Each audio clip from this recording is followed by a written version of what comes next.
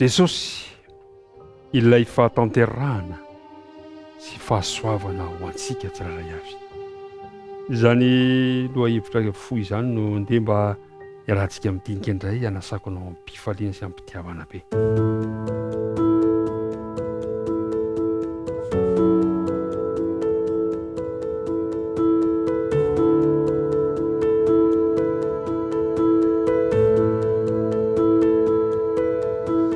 Ry mpiara-mianatra namana isany misaotra an'Andriamanitra isika vatafahona soamatsara. Misaotra anao ihany koa mbola nafohy fotoana manaraka izao fotoana izao atolotra ho antsika rehetra ny fiarabana sy ny firarian-tso rehetra dia miarabanao tafahona soamatsara izao fandarana izao. Ny tompony ombanao sy ny ankonanao. Andeha hivavaka antsika mialoha avan'izao dindinika izao. Andriamanitra rainay izay any an-danitro, misaotra anao indray izahay no ny fitiavanao anay tsiraray avy ka rehefa natory izahay dia nifoazonao ary rehefa tafafo izahay dia omenao izao tombotsoa andinika ny teninao izao. Kehitriny ary apetraka ampilatananao ny fotoana mitahiny mpiaino rehetra aoka ny fahasoavanao aminay tsiraray avy amin'ny anaran'i Jesosy. Amen. Jesosy ilay fahatanterahana sy fahasoavana ho antsika. Ry mpiara-mianatra namana isany no arian'Andriamanitra telo izay ray mba hanana fifandraisana manokana aminy tokoa isika. Saingy noho ny fisian'ny fahotana araka ny resaka antsika omaly dia nikorontana ilay fifandraisana nisy teo amintsika sy Andriamanitra.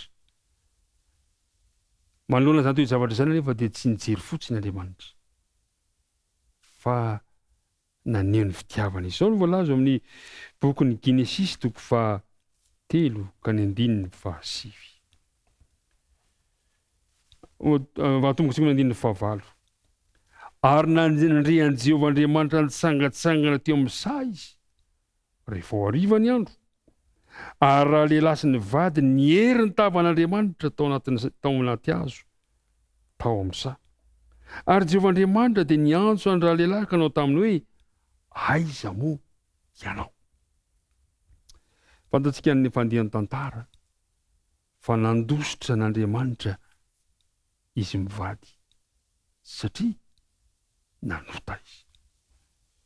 Fa ny fikasan'Andriamanitra kosa nefa amin'ny andininy ity, fikasan'Andriamanitra telo izay iray dia nanolotra fanasitranana ho an-taranak'olombelona, hanolotra fanavotana ho an-taranak'olombelona no niantsana mankitsikitsika hanateraka ny fahotana.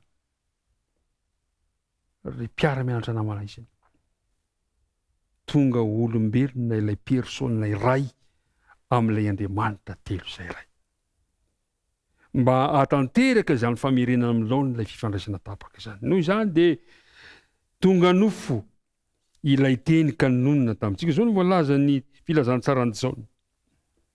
Jaona 1:1. Tamin'ny voalohany ny teny, ary ny teny tao amin'Andriamanitra, ary ny teny dia Andriamanitra. 2:4. Ary ny teny dia tonga nofo ka nonina tamintsika. Jereo tsara. Ilay teny dia Andriamanitra, ary ilay teny Andriamanitra dia tonga nofo. Jesosy dia Andriamanitra izy. Ary zao ny toy. Ary hitanay ny voninahiny dia voninahitra miendrika eo amin'ilay tokana avy tamin'ny ray, sady feno fahasoavana sy fahamarinana. Ry mpiara-mianatra namana isany, Jesosy no ilay fahatanterahana sy fahasoavana ho antsika. Ary nomeny antsika olombelona izany fahasoavana izany, ary ny tiany aza omeny antsika ihany koa izany fahatanterahana izany. Nizara izany voninahitr'Andriamanitra izany no nahatonga an'i Jesosy, ary amerina amin'ny laoniny ilay fifandraisana tapaka noho ny fahotana. Ry mpiara-mianatra namana isany, dia ampahery anao aho fa ny tanjon'Andriamanitra ao amin'ny Kristy Jesosy dia niamerina amintsika amin'ny laoniny ilay fiainana feno fifaliana ary fiainana mandrakizay. Izao no voalazany eo amin'ny 2:2, Jaona 1 ka ny 2 sy 3 manao hoe izy dia tao amin'Andriamanitra tamin'ny voalohany, Izy no nahariana ny zavatra rehetra ary raha tsy izy dia tsy nisy nahariana zao zavatra ary zao na dia iray azy. Ny andina faefatra. Izy no nisia am-piainana. Ao amin'i Jesosy no misy ny fiainantsika. Satria Jesosy no niandohany ny fiainantsika. Tsy niramo Jesosy zany. Tsy noraisiny tamin'ny hafa izany. Fa satria Andriamanitra izy.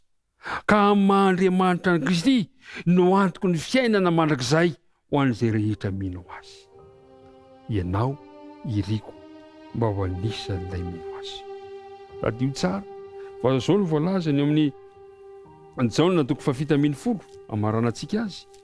Jaona toko fafito ambin'ny folo ka ny andininy fadimy amby roapolo, dia hoy izy hoe, ray masonao, tsy nahalalanao izao tontolo izao, fa izao nahalalanao, dia hoy ny teny aoriana zay, ary ireto koa efa nahalala fa ianao no naniraka.